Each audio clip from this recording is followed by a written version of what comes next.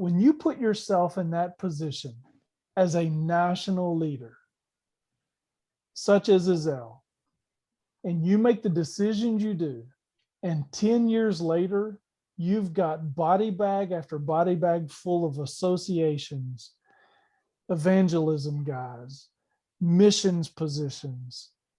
At some point, the leaders have got to be held accountable.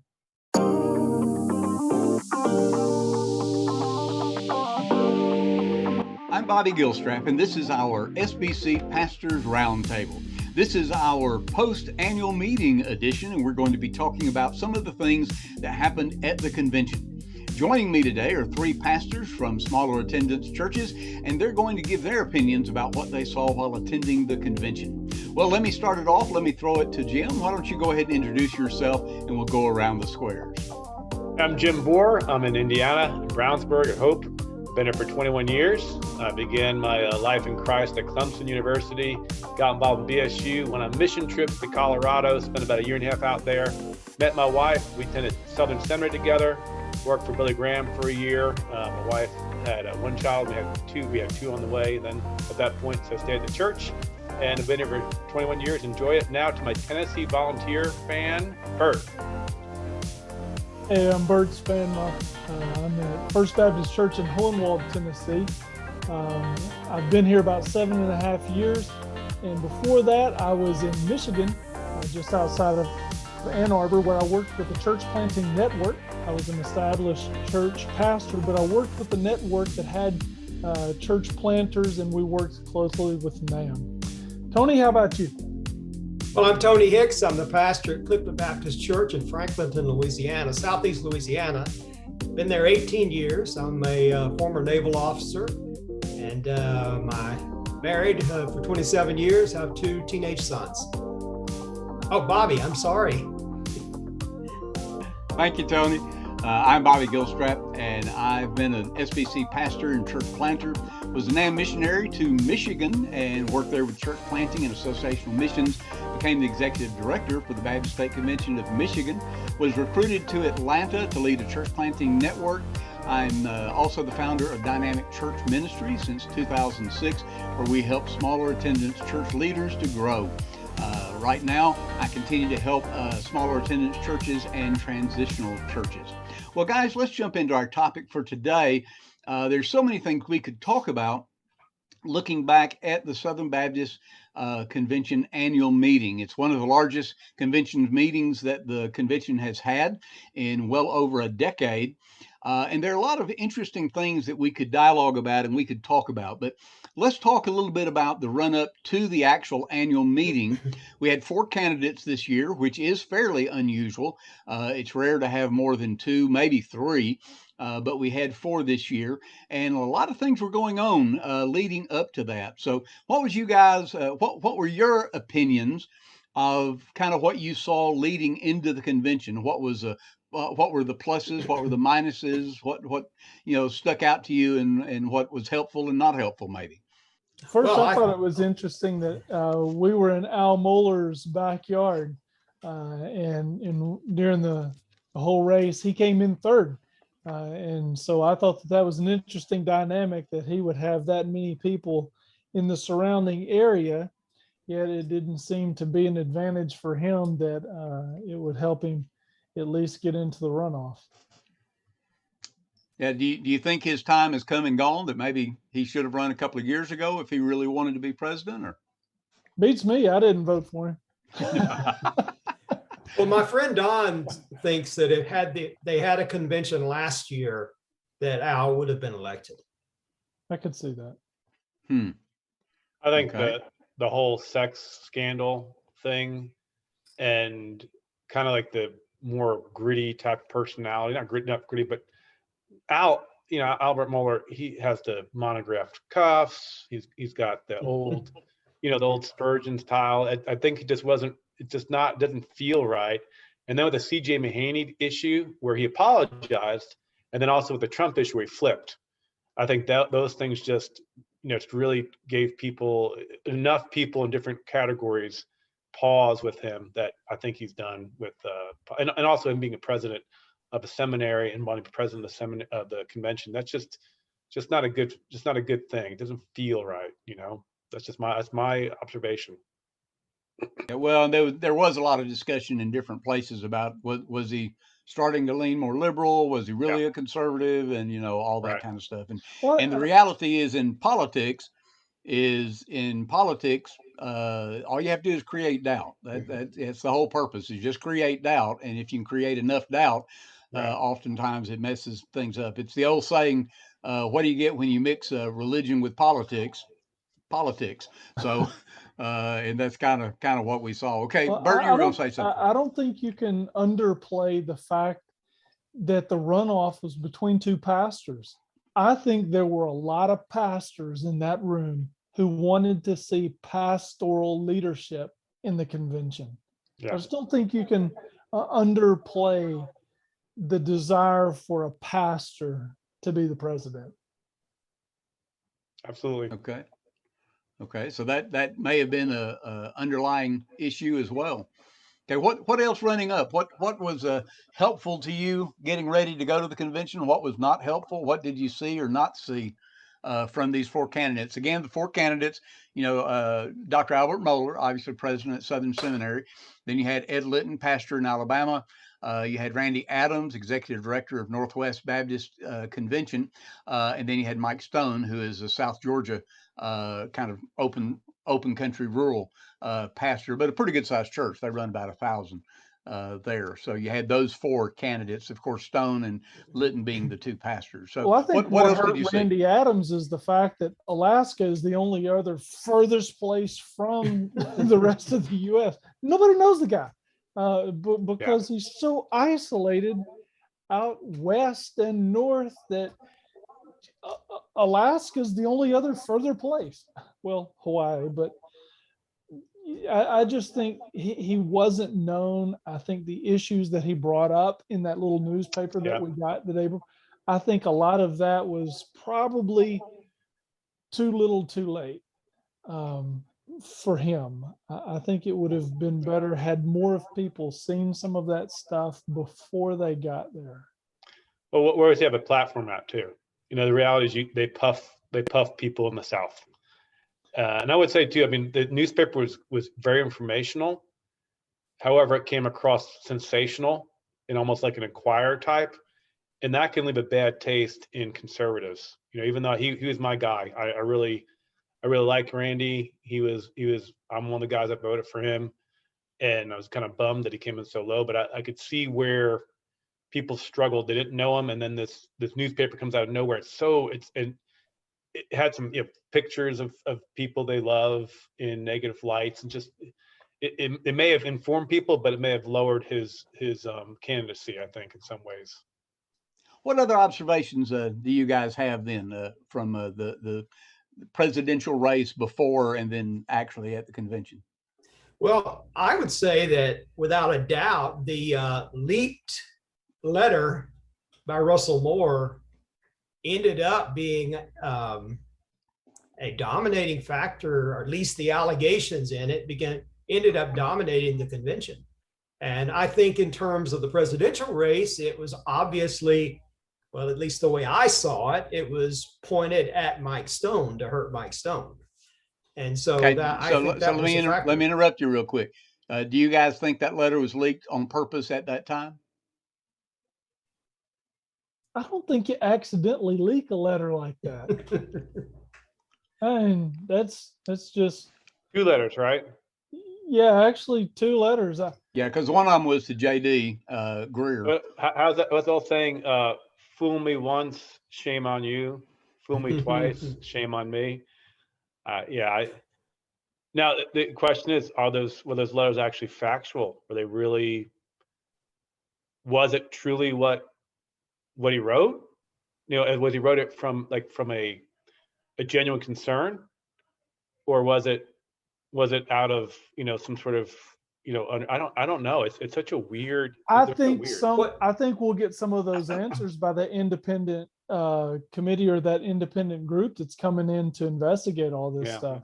I think that leak is going to have to be part of what they do. Oh yeah. Because it deals with the ugly. whole sex cover-up. It's ugly. It's just Well, ugly. you're assuming there was a cover-up by saying it deals with the cover-up. Somebody well, is is that not not a telling fair- the truth. No, Is that not a fair assumption, Tony? Well, I mean, that's what Russell Moore alleged, that there Well- was a cover-up. Well, I don't know if he said it was it. I got the more impression that it was mistreatment of victims and a poor handling of the situation. That I don't think it was a cover up. Like there's any cover up necessarily of anything the EC did, in the sense that they did something wrong sexually, but that they didn't investigate fully and just kind of let it go. And they could do that, but that wasn't what the convention asked for. There's just a lot of things that just seem poorly done and just it leaves a bad taste.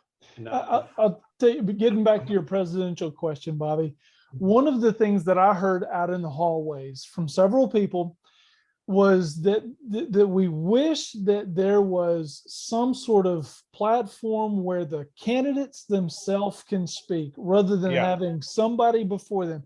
Because truth be told, you would almost think Jesus ran for president 4 times based on the speeches. I'm just saying there comes a point where anybody can sound good if their best friend is pumping them. When's the point where we're going to hear from the candidate? Here's why I'm running. Here's the platform I'm standing on. We're used to that in this land that we live in. Why can we not hear from our candidates themselves? That's the conversation I'm hearing in the hallways. Yeah, why don't we have a time even before the convention where you come down, maybe during Spann conference, they have an evening where the candidates sit there and they have a debate. They share what their views are on 10 topics. And yeah, I would like to have had that too, because when Stone came out and shared his response to the letter dropping, I really appreciated what he said, and I was my heart changed a little bit towards, you have that first there comes to say something, you hear that the second person sets the story straight, the Bible says in Proverbs, and but who knows? I mean, how do you know? You don't know without the confrontation. Say what you mean what you say, and have the discussion. Not we heard, we saw, all these gossip stuff going on. That drove me nuts. Yeah. And I don't even know what it would take for us to institute that kind of change. Yeah. But I'm telling you, something's got to give, because just based on the speeches, the nomination speeches, you could have voted for anybody and thought, man, you have just picked the 4th member of the Trinity. But I would say this about Ed Litton's nominator, Fred Luter. His speech was fantastic, especially when he closed, "Take it from Fred, vote for Ed." Yeah, he did a great job. Well, you got to understand, if Fred Luter is your presenter to nominate you, you could be dead in a casket and people are going to vote. I mean, really. I mean, this is Fred Luter. I mean, seriously. Yeah. So, and I've heard him in lots of places, and he gets the crowd worked up. I mean, it's just who he is. Well, and I voted for Stone. I voted for Stone, but I thought Stone's presenter did not do as an effective job as, say, Fred Luter did. No. Right.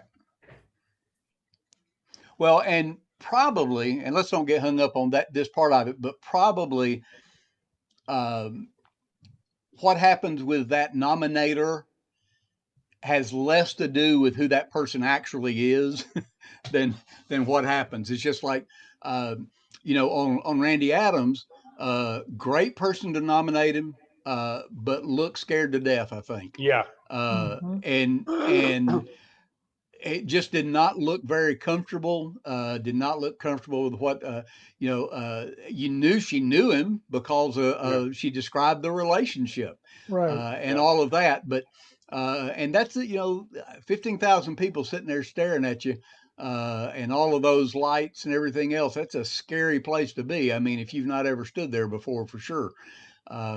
So anyway, okay. Well, let's continue to talk just a little bit more about the race in tight end. There were several things that happened within days before the convention started. Some of that was related to this leaked letter by Russell Moore, and that kind of created a snowball effect with some other areas. Who do you think was hurt most by some of those kind of attacks, those public revelations, whatever you want to call it? Mike Stone, I think, without a doubt. Okay, what kind of things do you think were coming out that were most harmful? Well, I just think the general clamor and the general nature of the, excuse me, I got another leg cramp. I'm sorry. Just the general nature of the accusations. And since it was pointed toward the executive committee, and there were two men that were associated with that, Ronnie Floyd and Mike Stone. So who's running for president? Mike Stone. Mm. I will say I am so thankful I was not Ronnie Floyd at that meeting. Why is that? Because whenever JD Greear would kick a question over to him, he looked like a deer in headlights. Like, oh man, I would rather be anywhere than at this podium right now. Yeah. I don't think there's a lot of people there. I don't think our convention was united behind Ronnie Floyd or Ezell or Moeller. I think and we're not that different, even in those groups. We're not that far apart theologically. It's just how they handle things. There's just a lot of turmoil, it just feels like icky, sticky, like walking in a bog. It just doesn't feel good overall. That's not my overall feeling. The whole leadership, they just feel all icky and they're uncertain. They don't seem to really get along really well. They say they do, but I don't see it. I don't. How do you make decisions like going to the Supreme Court, and how do you do that? It's beyond I just can't get it. I can know why in my heart. The Bible says, Jeremiah, your heart's deceitful. I get that part. It's just hard to imagine that it kept on going this long. Yeah, I heard from a pastor who said he in watching them on the stage felt like he was watching a push back and forth for control. Yeah. That there were Oh, issues of absolutely. control on the stage, but in how to control those who were there. That's terrible sounding kind of thing. Yeah. But did you guys have that sense that, some of the resolutions that were avoided, some of the resolutions if I may say, one of the things that bothers me about stage presence, evangelism, prayer, unity, all of those words and themes were used to push heavy when somebody didn't want to cover a subject. Yeah. It seemed like, because everybody's going to applaud evangelism. Everybody's going to say, okay, let's spend more time in prayer. Praise God for prayer, but I'm telling you, they were eating up some pretty serious minutes for business using prayer. And I will honestly go to my grave thinking they use prayer more as a tool to eat the clock than they were seeing the Heavenly Father. Did they use the gospel the same way? I think they do. James Merritt did. I think James Merritt did. Okay, describe. Tell what you mean by that, Tony. This is bleeding into the CRT discussion, but when there was a debate over, and the pastor, I think it was from North Las Vegas, he brought we should not vote for the resolution 2, and he talked about how it was weak and how this is being discussed and all of these things. I don't want to get too much into this, but then James Merritt jumped on and said, if we were as excited about the gospel of Christ and sharing Christ with the world as we are about critical race theory, we'd win the world for Christ tomorrow. And that's going to get the applaud of a room like that. It exploded. The room exploded. But truthfully, to me, that's weaponizing certain Christian words. Mm-hmm. Because people aren't going to go against it. Yep. It's also a bait and switch when you switch the topic in a kind of red herring. Yeah. Yep. Okay, so digesting what you guys are saying then, are we saying that our SBC leadership who are leading at the annual meeting were trying to manipulate, utilizing words, utilizing situations, controlling the platform in some way? I know there's been accusation of controlling the microphones. You have that every annual meeting. I know. I would say they are masters of sociology. I was a sociology minor in college. They know how to direct things in the ways they at least want them flowing.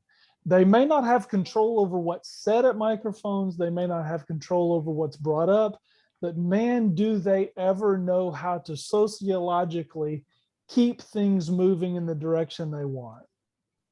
But that's why the leaders. I mean, that's part of what you're doing. Leadership. Now, the question are that it's like what's else saying, manipulation versus being there to serve people. They both can look similar, but it's the motivation. What's the motivation behind it? And I'm going to go back to the CRT thing. I don't like it. We're fighting it in my school system right now. We have several counties right now with parents pushing against it in the school and the SEL stuff. And it's just ugly stuff. You can take the two different views. What they said in the resolution clearly covered the parts of CRT that we find offensive, and therefore it will cover that the CRT, because you're going to change the name of CRT. That's when I was talking to one of our leaders in our state. He says, we don't want to have laws against CRT, because all that's going to happen is all these administrators are going to change the language and keep on teaching it. So we got to nail what it specifically is. And you can say the argument was that resolution was dealing with what the actions are, and they had a good motivation, or you could say they're trying to be slick. Now, how do you know? I can see both sides on that, given a positive view of the person's motivation. If I suspect the person's motivation, I see myself. Well, I'll tell you kind of what my read is a little bit on that, the resolution deal with that, and that is, I think they should have addressed CRT directly, because that was done before in Resolution 9 2 years ago. So that did need to be addressed very specifically. But it could have been done in such a way where the resolution that was approved and defended from the platform, where that resolution could have read pretty close to what it already read, and simply added in some places, including critical race theory. Right. Could have still included the foundations, the core of these other things, including the critical race theory, which is currently espousing the CRT right now. You could have said that. Right. I agree. Okay. I agree with that. We're going to come back and talk a little bit more about the CRT here in just a minute, and some of the things that we saw around that. But let's wrap up our discussion on the presidential race with this. During the actual convention, there was quite a bit of upheaval about some abuse survivors that were there. Many people are saying these individuals were kind of plants. There was intentional. There's nobody around that's got pictures, video, those kind of things of the confrontation between the one survivor and Mike Stone. Where so much was said about that, it blew up. It blew up in such a fast, quick manner that Stone and CBN, who are endorsing and supporting him, kind of guiding his campaign, they were, Johnny on the spot releasing counter to that, saying, no, absolutely not. This did not happen the way people are saying, and that kind of thing.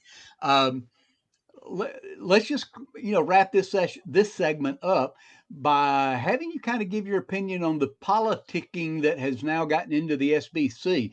I think politics have always been present. Conservative Resurgent was replete with politics, if you know what's going on behind the scenes.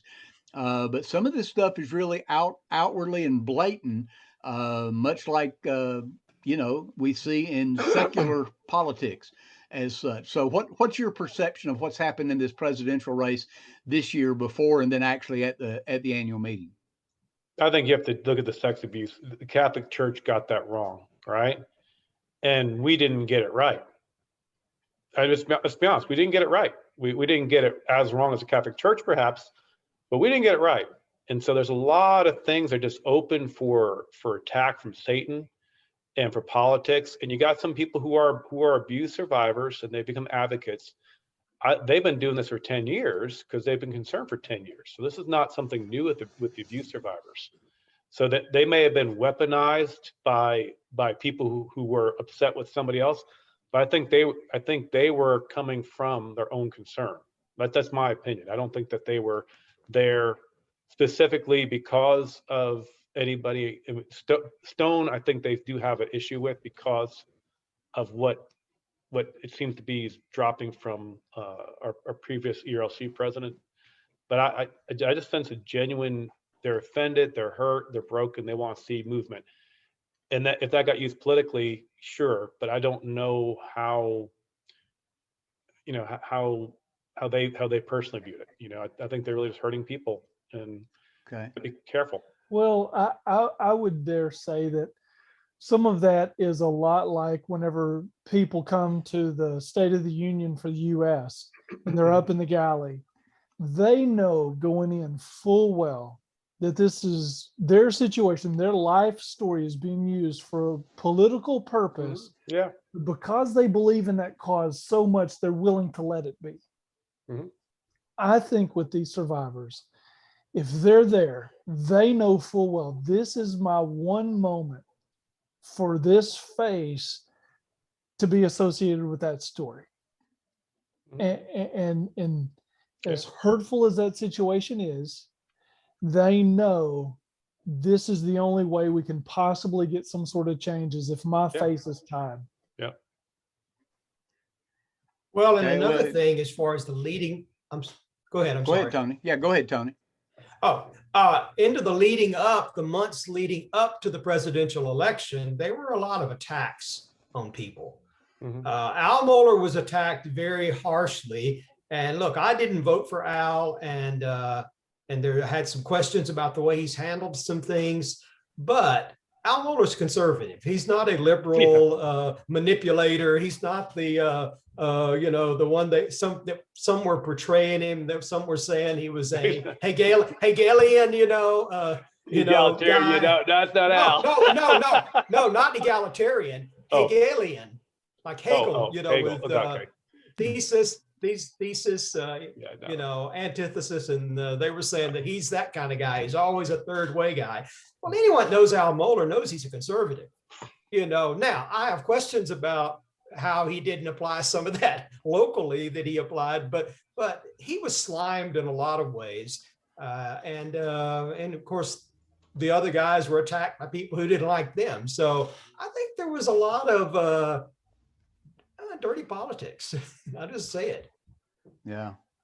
So should dirty politics be a part of what happens in our Southern Baptist Convention?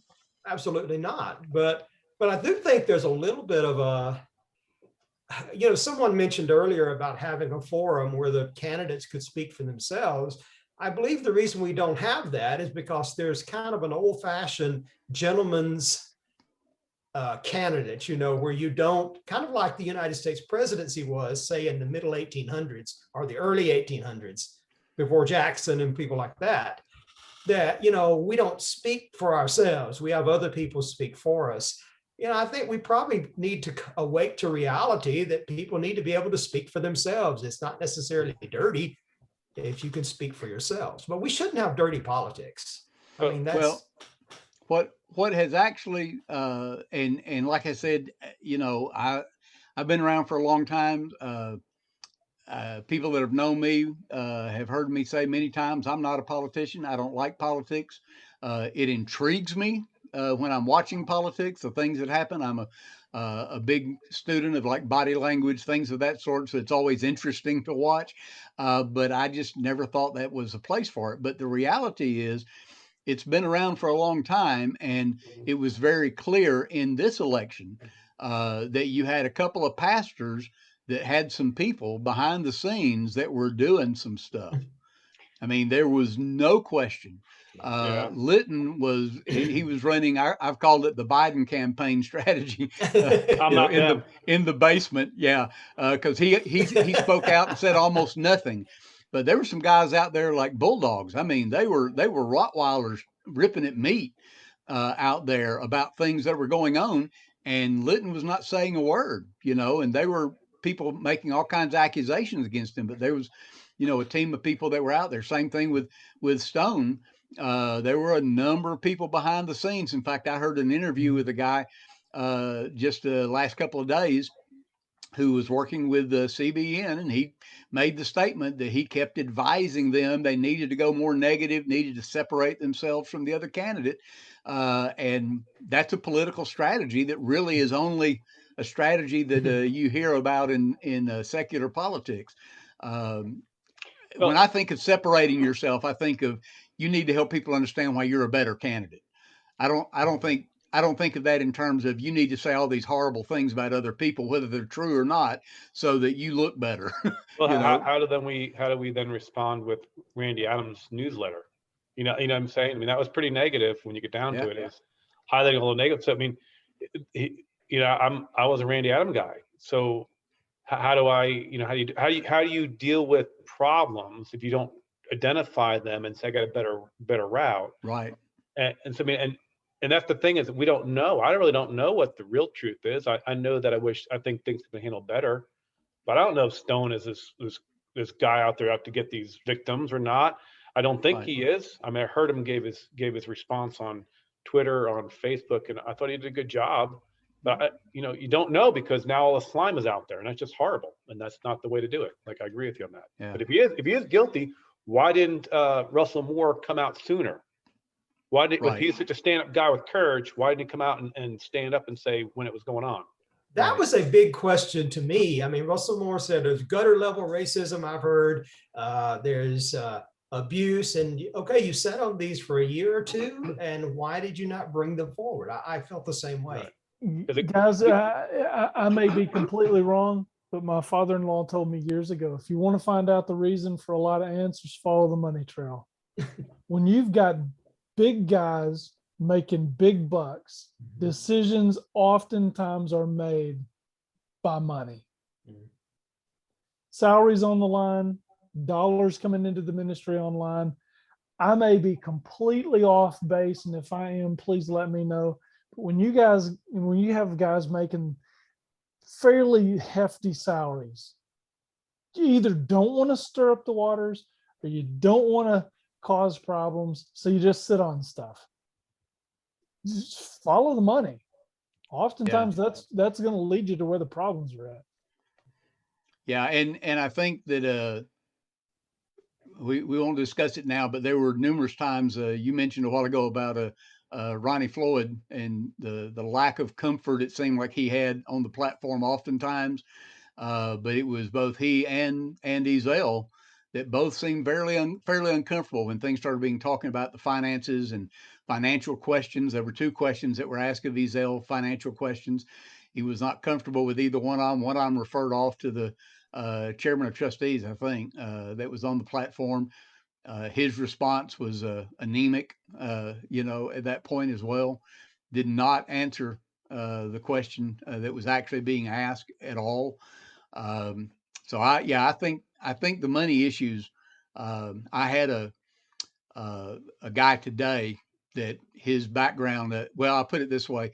Some of you guys remember several years back when Senator Grassley brought down a bunch of televangelists, those kind that were misusing money and all that kind of thing. This is one of the guys that helped do that. He was behind the scenes investigating and stuff. So pretty well connected into all that stuff. And he told me today, he said, I'm very interested in digging deeper with my tools to be able to see where the assets really are for Southern Baptist and where money has been moved and where money is being placed. And, I think that's where the call for transparency kept hitting and hitting home. I understand everything can't be revealed. Oh, no. What I want to say is what's Bobby, what's ugly is this. The guy in charge, there's this natural affinity that people have to want to believe the guy in charge. Right. And unless you have like an absolute smoking gun, like this was, I'm so sorry. It gets ugly and it causes division and strife. And in the end, the whistleblowers get blamed even if it's real, unless they have an absolute clear, whistle saying everybody can agree that was totally wrong, and like with Record, I don't think Record tried to do anything wrong. I think he tried to back up. He bet on a horse. Basically, I'm going to go this direction. It's going to take us to the next level. And it really was very expensive and it didn't.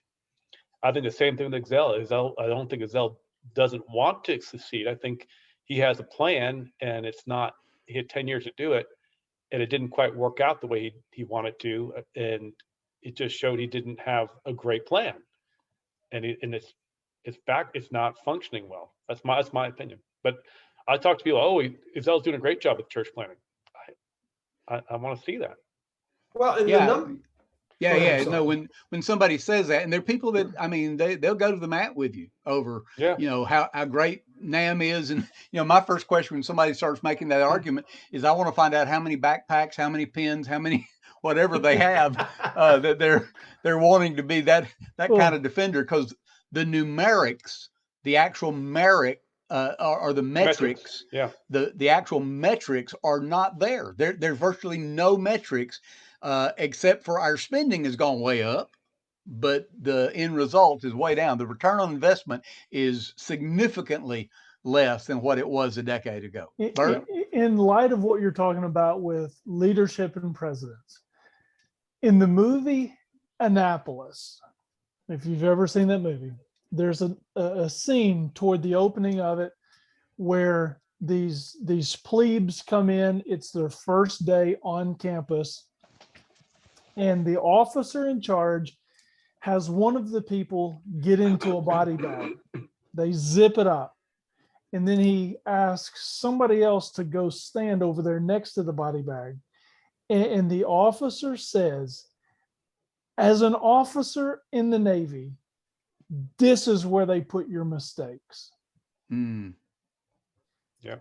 That being said, it's one thing to sit around like we are, and we're on Zoom and YouTube, and if nobody wants to see us or hear us, fine. But when you put yourself in that position as a national leader, such as Ezell, and you make the decisions you do, and 10 years later, you've got body bag after body bag full of associations, evangelism guys, missions positions. At some point, the leaders have got to be held accountable, because that's what that leader chose to do. That's where they put your mistakes. And we've got a lot of mistakes sitting around right now. It's interesting. Bert, That what you're saying about that, Bert, is the methodology that NAM is going down. That they're very harsh on church planters or the director of missions, and they're not as stringent on their own metrics. Just kind of that's kind of there. It's obvious. Yeah, it is. Tony? well, I was going to say, Bert was talking about the following the money, and I think that was the real strength of Randy Adams' campaign, the call for transparency. Mm-hmm. And I totally agreed with that. And it seems to be that was pretty much his whole presidential campaign. But I loved it, and I agreed with it. And our church is transparent. We have open business. Why is it that everything is so secretive in our entities? Yeah. No, because people and it didn't used to be that way. Yeah. Like I said, there's always a few things that don't need to be public information, but right. Especially being a state exec and being in a state for a long time in those roles. I mean, we knew how many church planters we had. We knew how much funding was going to each church planter. We knew what the plan was. I knew the guys who'd been receiving funding for 6-7 years. We tracked all the results of what was happening in those plants. We knew, but in the current situation with NAM, they've severed all of those partnerships, and basically people don't know where the plants are in their state. They don't know those things. And I think the more and more people don't have information, the less and less they're going to trust. The more and more they can't see what's happening with their money that they're giving sacrificially, the less and less they're going to trust. It's just going to keep happening. It's just going to keep happening.